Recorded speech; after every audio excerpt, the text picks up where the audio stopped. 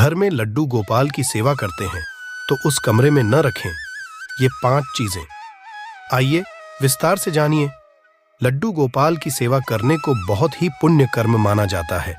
माना जाता है कि जिस तरह एक छोटे बच्चे को पूरी देखभाल के साथ रखा जाता है, उसी तरह श्री कृष्ण के इस बाल स्वरूप को भी किसी बच्चे की तरह ही प्रेम और देखभाल की जाती है। वास्तुशास्त्र के अनुसार आप अगर घर में लड्डू गोपाल रखते हैं तो आपको कुछ बातों का ध्यान रखना चाहिए।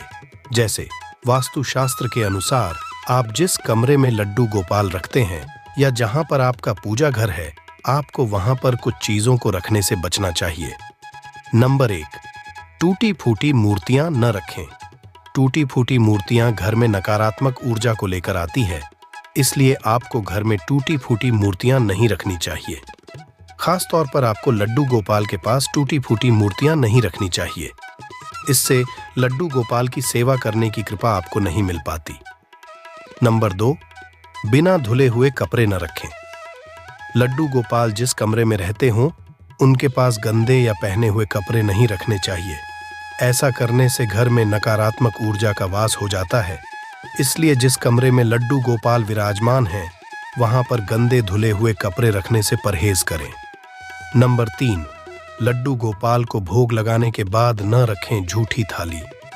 आप घर में लड्डू गोपाल की सेवा करते हैं तो आपको इस बात का भी ध्यान रखना चाहिए कि आप जब भी लड्डू गोपाल को भोग लगाएं तो भोग लगाने के 10 मिनट के अंदर ही थाली वहां से हटा लें, क्योंकि भोग लगाने के बाद थाली झूठी हो जाती है।